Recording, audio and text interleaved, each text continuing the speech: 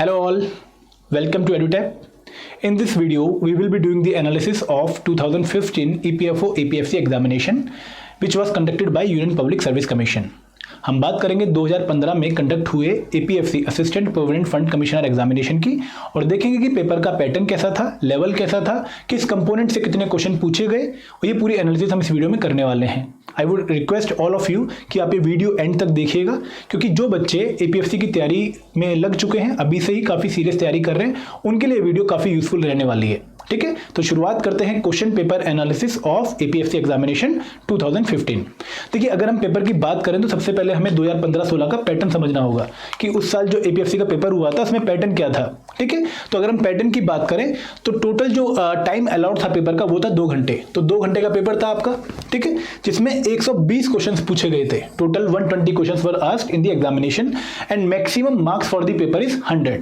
तो आपका जो क्वेश्चन था वो 1 मार्क का भी नहीं था, उससे कम मार्क्स का था. 0.833 के आसपास 1 मार्क्स की वेटेज थी और उसमें भी जो नेगेटिव मार्किंग थी वो 1/3 थी. ठीक है, खास बात क्या थी कि नेगेटिव मार्किंग थी और वो 1/3 थी. 1/3 negative marking is considered to be a very high negative marking. ठीक है, और जनरली जो यूपीएससी के एग्जाम्स होते हैं वहां पर नेगेटिव मार्किंग आपको 1/3 ही देखने को मिलेगी. तो टोटल 2 घंटे का पेपर, 120 क्वेश्चन पूछे गए हैं, 100 मार्क्स का टोटल पेपर है and 1/3 negative marking is there. ठीक है, अब बात करते हैं किस कंपोनेंट से कितने क्वेश्चन पूछे गए. यू ऑल नो कि ईपीएफओ एपीएफसी का जो सिलेबस है यहाँ पर बहुत सारे कंपोनेंट्स आपके इंक्लूड होते हैं. हिस्ट्री भी है, पॉलिटी भी है, ठीक है, पॉपुलेशन डेवलपमेंट एंड ग्लोबलाइजेशन भी है, अकाउंटिंग भी है, इंडस्ट्री रिलेशन भी है. तो हमें पेपर का अगर हम एनालिसिस करें तो हमें हर एक कंपोनेंट से कुछ पर्टिकुलर अमाउंट ऑफ क्वेश्चन देखने को मिलेंगे, जो कि बहुत अच्छी बात है कि इन्होंने ऐसा नहीं कि एक कंपोनेंट को बहुत ज़्यादा वेटेज दे दिए और बाकी कंपोनेंट्स को कम वेटेज दिए. यहाँ पर हमें एक बहुत ही बैलेंस्ड पेपर देखने को मिलता है 2015-16 का ईपीएफओ एपीएफसी का. अगर हम पेपर की बात करें तो इंग्लिश जो कंपोनेंट है यहाँ पे लगभग 10 क्वेश्चन पूछे गए. ठीक है, फ्रॉम दी हिस्ट्री जो कि Indian freedom struggle and culture वाला पार्ट है वहां से लगभग 11 क्वेश्चन पूछे गए थे. Governance and constitution which is basically Indian polity, यहाँ से 9 क्वेश्चन पूछे गए. कंप्यूटर एप्लीकेशन से टोटल 8 क्वेश्चन पूछे गए थे. जर्नल साइंस, देखिए कहने को जर्नल साइंस है लेकिन यहाँ पर कुछ बेसिक साइंस के क्वेश्चन भी थे. फिजिक्स का क्वेश्चन था एक न्यूटन्स लॉ के ऊपर and there was question from the science and technology part also, the advance part also. जैसे फॉर एग्जाम्पल नैनो टेक्नोलॉजी की एप्लीकेशन के ऊपर एक क्वेश्चन था. ठीक है, एक 5G एंड 2G टेक्नोलॉजी जो है हमारी इंफॉर्मेशन कम्युनिकेशन टेक्नोलॉजी, उसके ऊपर क्वेश्चन था. तो यहाँ पर जनरल साइंस सिलेबस में मेंशन था लेकिन question were from basic science as well as from the technology part. Then social security which is very important for the APFC examination, इससे 10 क्वेश्चन पूछे गए थे. स्टेट के 2 क्वेश्चन थे, न्यूमेरिकल थे. ठीक है, और जो एलिमेंट्री मैथ है विच इज बेसिकली क्वांट वाला पार्ट, यहाँ पर 29 क्वेश्चन पूछे गए. इकोनॉमिक्स से 19 क्वेश्चन पूछे गए थे and the level of very good. ठीक है, करंट इवेंट की बात करें तो क्वेश्चंस कम थे लेकिन करंट इवेंट आपके कहीं ना कहीं रिफ्लेक्ट हो रहे थे बाकी क्वेश्चंस में. ठीक है, तो टोटल 3 क्वेश्चंस थे करंट इवेंट्स के. अकाउंटेंसी एंड ऑडिटिंग, यहां पर बेसिकली 2 न्यूमेरिकल पूछे गए थे, 2 क्वेश्चंस थे. इंडस्ट्री रिलेशन का एक क्वेश्चन था गिरी अप्रोच के बारे में. Then from the miscellaneous section, देखिए कुछ टॉपिक्स ऐसे थे जो सिलेबस में मेंशन नहीं कर रखे थे. फॉर एग्जांपल ज्योग्राफी, एनवायरमेंट, उनके क्वेश्चन आपको पेपर में देखने को मिलते थे. जैसे अगर हम बात करें कार्बन फुटप्रिंट के ऊपर एक क्वेश्चन था, एसपीएम की फुल फॉर्म पूछ रखी थी और रिवर की ट्रिब्यूटरीज के बारे में क्वेश्चन था. तो वो मिसलेनियस डोमेन में आपके कुछ क्वेश्चन पूछे गए थे. अगेन जो बच्चा काफी अच्छी जीके की नॉलेज रखता है उनके लिए क्वेश्चन टफ नहीं थे. ठीक है, उनके लिए तो वैसे भी स्कोरिंग क्वेश्चन बन जाते थे. ठीक है, तो ओवरऑल अगर हम पेपर देखें 2015-16 का तो यहाँ पर सब्जेक्ट वाइज आपको एक बैलेंस देखने को मिलेगा. नो डाउट क्वांट के क्वेश्चन काफी ज्यादा है but it is the requirement of the paper. ठीक है, लेकिन बाकी क्वेश्चन ओवरऑल बैलेंस्ड में थे. और कुछ बच्चे ऐसा सोचते हैं कि हम अकाउंटेंसी कहां से प्रिपेयर करें, इंडस्ट्री रिलेशन कहां से प्रिपेयर करें, सोशल सिक्योरिटी कहां से प्रिपेयर करें, तो उनको इतनी टेंशन लेने की जरूरत नहीं है अगर आपने बेसिक्स क्लियर कर रखे हैं. ठीक है, और उसके साथ साथ अगर आप बाकी सिमिलर एग्जामिनेशन की तैयारी कर रहे हैं तो आपको काफी यूजफुल वो तैयारी रहने वाली है. ठीक है, तो economics, accountancy and auditing, industry relation, यहाँ पर कंबाइंड आपका 25 मार्क्स का पेपर आपको देखने को मिलेगा. 25 के क्वेश्चंस आपको देखने को मिलेंगे which is again not of very high level, it was from moderate level. ठीक है, अब अगर बात करें पेपर की ओवरऑल एनालिसिस की तो लेवल ऑफ पेपर सबसे पहले हमें सोचना पड़ेगा कि लेवल ऑफ पेपर क्या था. तो 2015-16 का जो लेवल ऑफ पेपर था it was moderate to tough. It is not a easy paper. ऐसा पेपर नहीं है कि आप थोड़ी एवरेज तैयारी के साथ भी जाओ और अच्छा परफॉर्म करके आ जाओ, ऐसा नहीं था. पेपर वॉज क्वाइट गुड, एक अच्छा पेपर था, मॉडरेट लेवल का पेपर था और कुछ क्वेश्चंस तो बहुत अच्छी नॉलेज डिमांड कर रहे थे. ठीक है, अगर हम नेचर ऑफ क्वेश्चंस की बात करें कि किस तरीके का क्वेश्चन आपसे यूपीएससी पूछ रहा है अपने एग्जामिनेशन में, तो यहां पर कुछ क्वेश्चन फैक्चुअल थे, फॉर एग्जाम्पल इंडिया में इस टाइम पर कितने स्टेट्स एंड यूनियन टेरिटरीज हैं, विच is very factual in nature. कुछ क्वेश्चंस अप्लाइड थे, आपने अटल पेंशन योजना बहुत बार पढ़ रखी होगी, लेकिन उसमें जब क्वेश्चन में 4 स्टेटमेंट आती हैं तो वहां पर आपको सोचना पड़ता है, आपको अपनी एग्जिस्टिंग नॉलेज को अप्लाई करना पड़ता है। तो ऐसे अप्लाइड क्वेश्चंस बहुत सारे थे, खासकर सोशल सिक्योरिटी वाले, ठीक है, जहां पर प्रधानमंत्री सुरक्षा बीमा योजना के रिगार्डिंग आपको मल्टीपल स्टेटमेंट बेस्ड क्वेश्चन देखने को मिलता है, और वहां पर भी एप्लीकेशन ऑफ योर नॉलेज आती है। तो अप्लाइड क्वेश्चंस भी थे and there were conceptual question also, ठीक है। कुछ क्वेश्चन ऐसे थे जहां पर आपने अगर कंसेप्ट पढ़ रखा है, आपने एक टॉपिक कवर कर रखा है, तो उसकी एप्लीकेशन पूछी गई है। तो अगर मैं आपको क्वेश्चन दिखाऊं, अगर मैं फैक्चुअल क्वेश्चन की बात करूं, तो what is the number of states and union territories in India, which is a very factual question, ठीक है, काफी बच्चों को आता भी होगा। उसके बाद अगर मैं बात करूं अप्लाइड क्वेश्चन की, तो यहां पर देखिए क्वेश्चन था अटल पेंशन योजना का, ठीक है। यहां पर आपको 4 स्टेटमेंट दे रखी हैं कि बेनिफिशियरी की एज ग्रुप क्या होनी चाहिए, बेनिफिशियरी जो पेंशन मिलेगी बेनिफिशियरी को कौन सी एज के बाद मिलेगी, after the death of beneficiary spouse को पेंशन मिलेगी या नहीं मिलेगी, no nominee of the beneficiary is permitted. तो ऐसे क्वेश्चंस में जो आपने अटल पेंशन योजना के बारे में पॉइंट्स पढ़ रखे हैं उनको आपको अप्लाई करना होता है, अप्लाइड क्वेश्चंस है, ठीक है। और अगर हम बात करें कंसेप्चुअल क्वेश्चन की, which was from the economics domain, कि how does an expansionary monetary policy affect the rate of interest and level of income. तो यहां पर आपको थोड़ा सोचना है, आपको अपनी जो पढ़ाई आपने पढ़ रखा है इकोनॉमिक्स में उसको अप्लाई करना है, ठीक है। ये था नेचर ऑफ क्वेश्चन के बारे में बात। अगर हम बात करें टाइप ऑफ क्वेश्चन की, तो आपको एपीएफसी के पेपर में एक स्टैंडर्ड यूपीएससी का पैटर्न नजर आएगा। कुछ क्वेश्चंस ऐसे थे जो 1 लाइनर थे कि एक आपसे क्वेश्चन पूछ रहेगा, उसके नीचे ABCD 4 ऑप्शन दे दिए। कुछ क्वेश्चंस ऐसे थे जो मल्टीपल स्टेटमेंट बेस्ड थे, 4 स्टेटमेंट आपको देखने को मिलेंगी। जैसे मैंने अभी आपको अटल पेंशन बीमा योजना के बारे में क्वेश्चन दिखाया था, तो वहां पर 4 स्टेटमेंट हैं, और ऐसे लगभग 10 से 15 क्वेश्चन थे जहां पर बहुत ज्यादा स्टेटमेंट पूछी हुई हैं। और यह क्वेश्चन क्यों इंपॉर्टेंट हो जाते हैं, क्योंकि एक तो ये आपको मौका कम देते हैं, आपको पूरी अच्छी नॉलेज होनी चाहिए, तभी नॉलेज होनी चाहिए पूरे सब्जेक्ट की, तभी आप इनको सॉल्व कर पाएंगे। और दूसरी बात ये कि यहाँ पर टाइम काफी ज्यादा लगता है, आपके 120 क्वेश्चन है, 2 घंटे में करने, 1 मिनट पे एक क्वेश्चन आ रहा है, तो वहां पर आपको ऐसे क्वेश्चंस कंप्लीट करने के लिए थोड़ी प्रैक्टिस करनी होती है। ऑलरेडी इनके आपको प्रैक्टिस होनी चाहिए, तभी आप वहां पर कम टाइम कंज्यूम करके इनको सॉल्व कर पाएंगे, ठीक है। तो यहां पर मल्टीपल स्टेटमेंट बेस्ड क्वेश्चन थे, 1 लाइनर क्वेश्चन थे, एंड हिस्ट्री का जो क्वेश्चन था वो क्रोनोलॉजी बेस्ड भी था, ठीक है। क्रोनोलॉजी का मतलब क्या कि यहां पर आपको 5 इवेंट दे दिए थे और आपको अरेंज करना था उनको in the manner in the chronological order of their occurrence, ठीक है। उसके साथ साथ 3 क्वेश्चंस या 4 क्वेश्चंस ऐसे थे जो कि असर्शन बेस्ड थे, ठीक है। ये कौन से क्वेश्चंस थे, यहां पर आपको एक स्टेटमेंट दे दी थी ऊपर और नीचे दूसरी स्टेटमेंट, और आपको बताना था कि इनके बीच में रिलेशन क्या है, जो बी है वो करेक्ट एक्सप्लेनेशन है ए की। इस तरीके से जो क्वेश्चन पूछे गए थे पेपर में वो 4 थे, ठीक है। अब हम बात करते हैं सब्जेक्ट वाइज एनालिसिस की, ठीक है। यहां पर मैंने आपको क्या समझाया कि पेपर का लेवल मॉडरेट टू टफ है, ठीक है। आप अबव एवरेज एक स्टूडेंट होने चाहिए, तभी आपको एग्जाम में काफी अच्छी परफॉर्मेंस देखने को मिलेगी अपनी। Then nature of question factual भी थे, अप्लाइड भी थे एंड कंसेप्चुअल भी थे, ठीक है। अगर हम टाइप्स ऑफ क्वेश्चन की बात करें तो 1 लाइनर क्वेश्चन भी थे, जैसे अभी हमने देखा यूनियन टेरिटरी एंड स्टेट वाला, and then there were multiple statement based question also, chronology based question भी थे एंड असर्शन वाले क्वेश्चन भी थे, 4 इन नंबर। अगर मैं सब्जेक्ट वाइज एनालिसिस की बात करूं तो हम बात करते हैं सबसे पहले history and governance and constitution of India, ठीक है।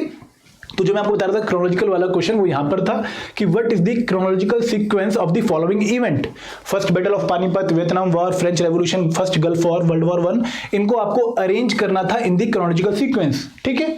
तो यहां पर आपको थोड़ी बहुत वर्ल्ड हिस्ट्री की नॉलेज भी होनी चाहिए थी, ठीक है।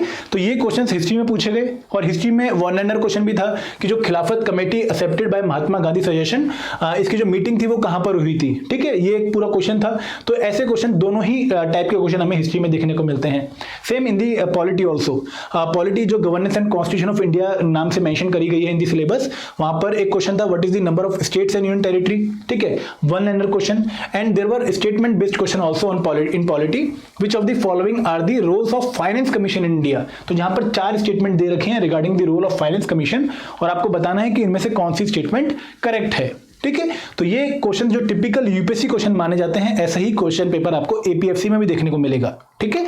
अगर हम बात करें science, computer and social security की, तो साइंस में बेसिक साइंस का क्वेश्चन भी था कि अगर आप एक ऑब्जेक्ट को रेज कर रहे हो to a given height by means of inclined plane as compared with raising the object vertically, there is reduction in force, work required, distance. तो एक बेसिक साइंस का क्वेश्चन है, ठीक है।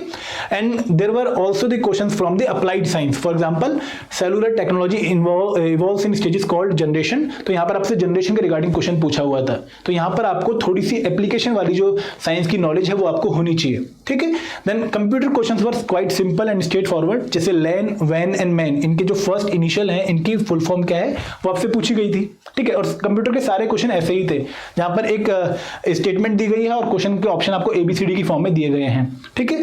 अगर हम बात करें सोशल सिक्योरिटी की, विच इज वेरी इंपॉर्टेंट, क्योंकि 10 क्वेश्चन पूछे गए थे सोशल सिक्योरिटी से and the questions were quite good, ठीक है। तो यहाँ पर जैसे पहला क्वेश्चन है कि which of the following are the instruments of providing social security in India, तो यहाँ पर आपको 6 ऑप्शन दिए गए, तो बच्चे को काफी अच्छी नॉलेज होनी चाहिए, काफी अच्छी कमांड होनी चाहिए डिफरेंट स्कीम्स में, है ना, और उसको आइडिया होना चाहिए कि सोशल सिक्योरिटी बेसिकली होती क्या है, तभी वो इस टाइप के क्वेश्चन को सॉल्व कर पाएगा। Then there was question from Pradhan Mantri Suraksha बीमा योजना, अगेन 4 स्टेटमेंट दे रखी थी और आपको आइडेंटिफाई करनी थी correct statement which required a good knowledge, ठीक है। तो ऐसे क्वेश्चन आपको सोशल सिक्योरिटी में देखने को मिलेंगे। अगर हम बात करें अकाउंटेंसी एंड इकोनॉमिक्स की, तो अकाउंटेंसी में बेसिकली 2 न्यूमेरिकल पूछे गए थे फ्रॉम द कॉस्टिंग पार्ट, ठीक है। और इकोनॉमिक्स में 3 टाइप के क्वेश्चन थे। पहला था असर्शन वाला क्वेश्चन, जैसे मैंने आपको बताया कि एक स्टेटमेंट दे रखी है और दूसरी स्टेटमेंट दे रखी है, आपको इनके बीच में रिलेशनशिप बतानी है। Trade between 2 countries takes place on account of differences in cost, और दूसरी स्टेटमेंट है different countries have different factor endowments, ठीक है। और एक स्टेटमेंट बेस्ड क्वेश्चन भी था कि the demand for a factor of production is said to be derived demand because, 4 option दे दिए और आपको बताना है कि इनमें से कौन सी स्टेटमेंट करेक्ट है, ठीक है। Then simple question, the term dear money refers to, तो आपको 4 स्टेटमेंट दे दिए। तो इकोनॉमिक्स में आपको हर एक टाइप का क्वेश्चन देखने को मिलता है। Same is the case in polity also, polity में भी एक असर्शन वाला क्वेश्चन था, और ये आपको क्या इंडिकेट कर रहा है कि आपको एक्सपेक्ट करना है कि पेपर का लेवल काफी अच्छा होने वाला है, पैटर्न ऑफ द एग्जामिनेशन वो भी अच्छा होने वाला है, और क्वेश्चंस आपसे अच्छी नॉलेज डिमांड कर रहे हैं, ठीक है।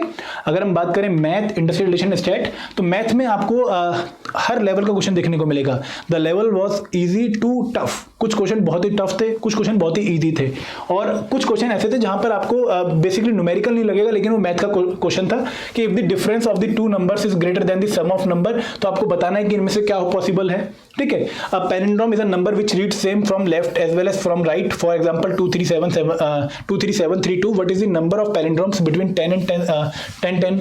तो ऐसे क्वेश्चंस आपसे टाइम कंज्यूम करवा रहे थे, क्योंकि यहाँ पर आपको बहुत अच्छी या तो शॉर्टकट ट्रिक पता होनी चाहिए या फिर आपको पूरा सॉल्व करके देखना पड़ेगा, तो यहाँ पर आपको काफी अच्छी प्रैक्टिस होनी चाहिए, ठीक है। इंडस्ट्रियल रिलेशन की बात करें तो एक क्वेश्चन था द फेमस ग्री अप्रोच इन इंडस्ट्रियल रिलेशन, ऐसा क्वेश्चन पूछा हुआ था। फ्रॉम द स्टेट एक क्वेश्चन न्यूमेरिकल था और एक क्वेश्चन आपसे थ्योरेटिकल पूछा हुआ था कि which of the following is not an absolute measure of dispersion, ठीक है। तो न्यूमेरिकल भी था स्टेट में एंड स्टैटिक थ्योरेटिकल क्वेश्चन भी था, ठीक है। अगर मैं बात करूं करंट इवेंट्स की, तो करंट इवेंट्स में भारत रत्न के रिगार्डिंग क्वेश्चन था, और एक आपके जो मिलेनियम डेवलपमेंट गोल है उनके रिगार्डिंग क्वेश्चन था, ठीक है।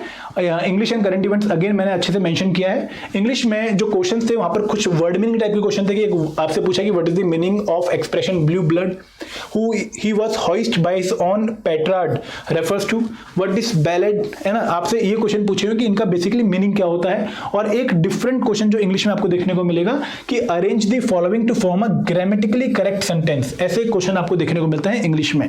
टोटल इंग्लिश से 10 क्वेश्चन पूछे गए थे, जहां पर एक ये वाला टाइप था और एक ये वाला टाइप था, ठीक है।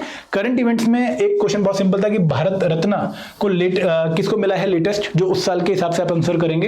And then which of the following is one of the millennium development goal fixed by the United Nation Organisation, ठीक है। तो ऐसे क्वेश्चन आपको करंट इवेंट्स में देखने को मिलते हैं। अगेन क्वेश्चन का लेवल इजी नहीं है, नो डाउट आपने भारत रत्न पढ़ रखा होगा, और ये टिपिकली यूपीएससी का क्वेश्चन नहीं है भारत रत्न वाला, क्योंकि यूपीएससी में अगर हम आईएएस का एग्जाम देखें, सिविल सर्विस एग्जामिनेशन देखें, तो वहां पर वो अवार्ड्स के बारे में कम क्वेश्चन पूछता है, पर्सनैलिटीज के बारे में कम क्वेश्चन पूछता है, which is different in APSC examination. तो आपको थोड़ा सा करंट अफेयर की जो ओरिएंटेशन है वो डिफरेंट करनी पड़ेगी यहाँ पर, ठीक है। तो ये हमारी पूरी एनालिसिस थी, जहां पर हमने आपको बताया कि पेपर का पैटर्न कैसा था, पेपर में किस कंपोनेंट से कितने क्वेश्चन पूछे गए, उसके बाद हमने देखा कि पेपर का ओवरऑल लेवल क्या था, टाइप ऑफ क्वेश्चंस कैसे थे, ठीक है, पैटर्न क्या था पेपर का, तो ये सब चीजें हमने डिस्कस करी। तो आप लोगों को अभी सही तैयारी करनी पड़ेगी, आप लोगों को अर्ली स्टार्ट लेना पड़ेगा, क्योंकि पेपर आपसे काफी considerable amount of knowledge demand कर रहा है।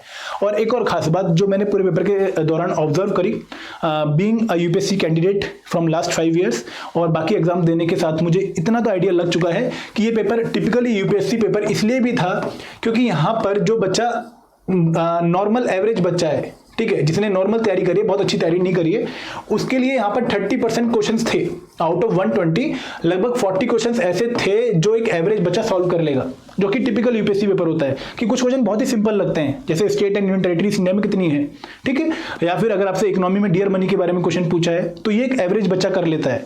उसके बाद जो क्वेश्चंस आते हैं वहां पर 30% क्वेश्चंस ऐसे होते हैं जहां पर आपको अबव एवरेज बनना पड़ेगा, जहां पर आपने अच्छी खासी मेहनत कर रखी होगी, तभी आप सॉल्व कर पाएंगे।